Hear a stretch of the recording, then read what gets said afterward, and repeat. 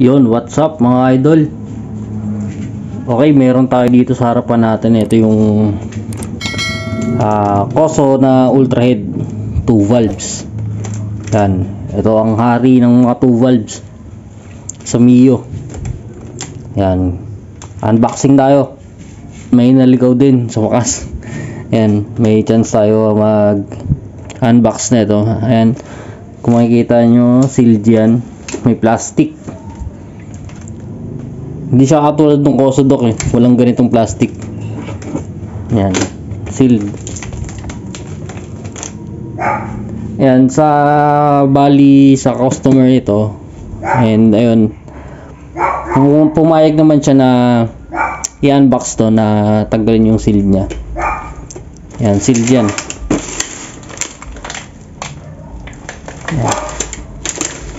So ayun, thank you sir na bumili nito at pumayag na i-unbox to para makita yung loob, para ma-vlog din, ganun, magawa na content. So tanggalin muna natin to, yung kanyang sealed, yung kanyang plastic. So ayan, tanggal na siya yung plastic niya, pero sealed pa rin yan kasi meron pa rin sealed dito. Yan.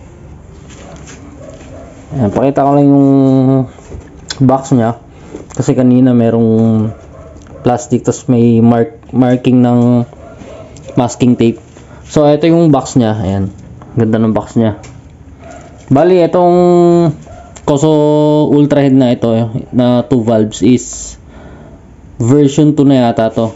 Pero kasi itong box niya, ayan, kung nakikita nyo, ayan, yung kanyang head nut kulay red pa rin. Pero yung nasa loob na ito, for sure, ano na to, kulay silver. Yun na yung version 2. So, ito yung box niya, ayan. May makikita tayo na Mio 1110 cylinder head. Tapos yung valves niya naka-indicate, which is 30 ang intake, then exhaust is 25. Yan, extreme cylinder head by Koso. Yan, check natin yung mga nandito sa gilid niya. Yan, may mga nakasulat, special valve design improve the cylinder performance, then etc. Yan, parang ano na naman ito eh, mga description kung anong bago dito sa feature nito. Pero kung tutusin, parang halos wala naman kumpara sa version 1. Then sa kabila, yan yung gilid niya, wala. Ayan, ito yung sa kabila. Ayan, the new cooling fin design to reduce the cylinder head temperature. So ito yun. So parang wala pa rin naman pinagbago kasi alam ko yung version 1 merong ganito pa rin. So ito kasi yung nagsisilbing ano niya, cooling fins niya. Yan. Tapos valve spring, yan.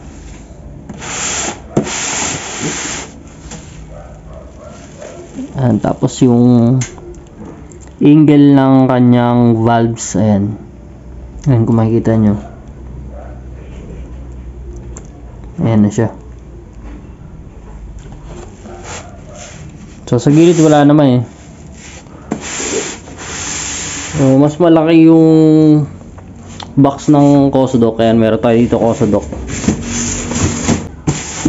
Yan. Ayan, meron tayo dito Kosodok. Ayan. Siyempre mas malaki pa rin yung box ng Kosodok compare dito sa Ultra Head lang na pang 2 valves. Ayan, kita nyo yung difference. Tsaka mas mabigat to syempre kasi 4 valves to. So ayan lang, para pinakita ko lang para kita yung comparison ng laki nung kanilang mga boxes. Ayan. Pero maganda yung packaging niya, maganda yung box. Siyempre ang mahal nito, hindi to budget meal. So kaya dapat packaging pa lang panalo na. So tabi ko muna tong box na to. Ito kasi wala naman laman to. Ito yung box ng aking Kosodok. Tabi ko muna. And then ito yun na yung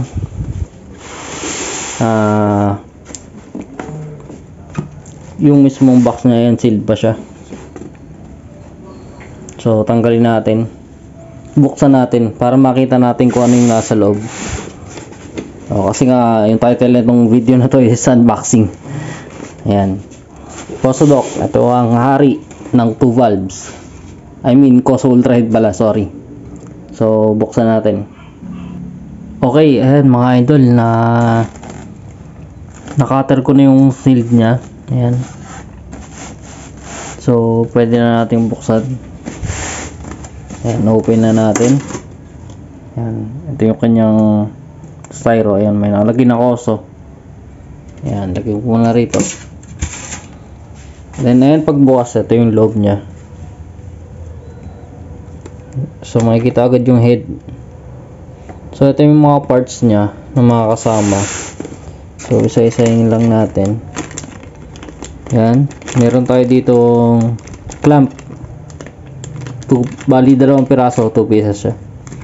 Yan, naka-seal siya, naka-plastic ng Coso. Yan, tabi ko muna. Then meron ditong yan, parang exhaust gasket yata to, or I mean stud bolt ng manifold. Ayan, may stud bolt siya, 2, tapos may fibra, then may nut, may tornilyo siyang sarili. Ayan, tapos may extra ganito Allen bolt, hindi ko alam kung para saan to. Then may gasket. Ayan, so itong isa, check ko kung para saan to, baka sa manifold nakalagay yan. So ito yung manifold nya. Ayan, may rubber na rin siya kasama.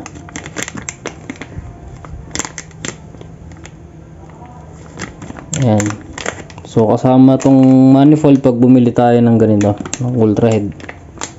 Bali ito is version 2. Ayan, kanyang manifold.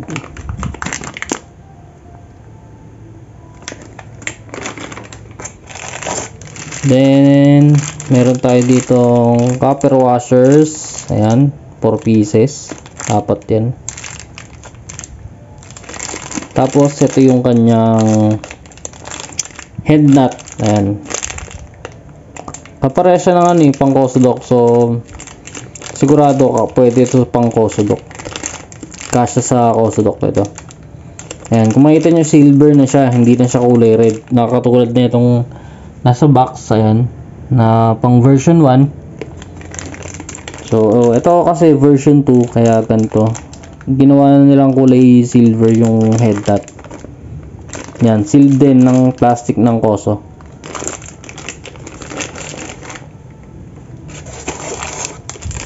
Then meron tayo ditong exhaust gasket. Yan, tsaka exhaust na stud bolt din, kabitan ng pipe. Then ito yung head nya. Ayan, tapos iangat natin tong head mismo.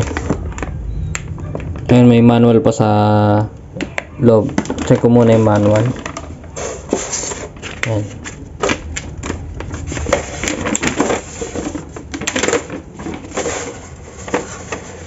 yan, may instructions dito. So itong mga to, ito yung mga parts.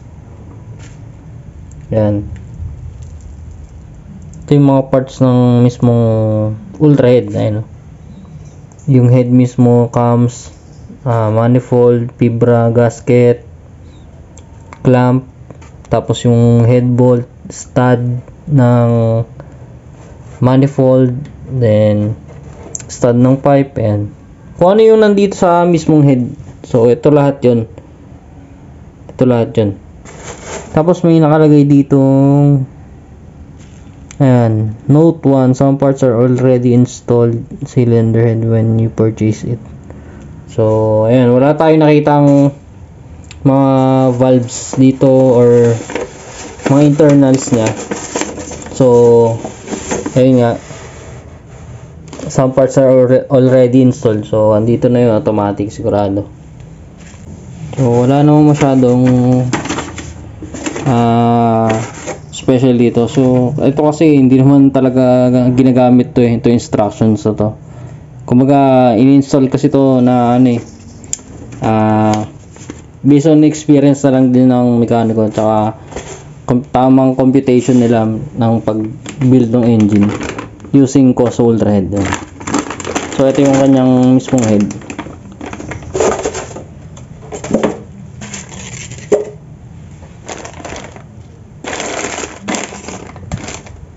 Ayan, ito yung head nya. Ayan, may ganito pa sa gilid para hindi yata dagain to. Parang makakita sa mga sapatos. Yan, silicone gel lang lagay. Okay, ayan, kita na yung cams nya. May cams na kasama, tapos may cam lock. Then ito yung kanyang chamber. Yan o, laki ng chamber na ito. Tapos yung valves niya, yan. Ganda na yung tsura na ito. Ultra Head. So bali, ito ko yung hari ng mga 2 valves ng Mio. So parang wala namang pinagkaiba do sa nauna, yung version 1. So parang para sa akin parang yung ano na lang, yung kulay lang ng head nut. So ayan, may kasama na siyang rocker arm. Ayun, may nakalagay na COSO. Forge yata yan kung di ako nagkakamali. May valve spring, retainers, valve lock.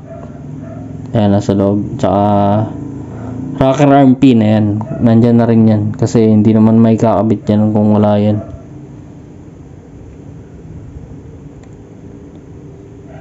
Ganda na itong Ultra Head. Napaka unique ng design niya, kakaiba. Pero parang may kamukha nga ito parang sa head ng head ng Yamaha X1 kung di ako nagkakamali. Kasi dahil sa mga ganda niya. Ito kasi mga cooling fins niya. Yan, may nakalagay dito sa gilid COSO. Yan. Check natin yung sa portings niya. Yan, medyo hindi makita. Pero kailangan ng polish to, sigurado. Tapos yung sa intake, ayan, kailangan din ng polish. Madilim. Ayan. Pero malaki na yung port niya. Siguro polish na lang siguro to. Or depende na rin sa gagawa, sa mag-build. Nas depende rin kung saan nyo gagamitin, kung pang daily or pang race bike. Yan. So bahala na yung mekaniko yung gagawa dyan.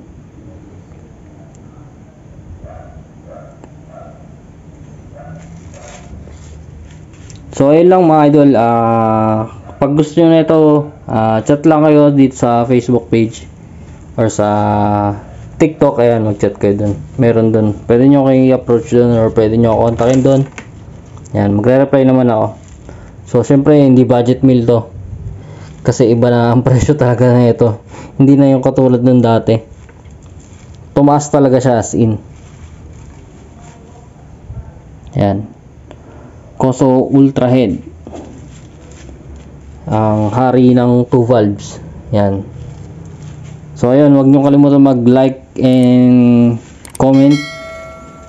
Tsaka mag-subscribe sa aking YouTube channel, tapos sa Facebook. Ayan, follow niyo na rin ako. Tsaka sa TikTok, mga idol, follow niyo na rin ako. Ayan. Thank you.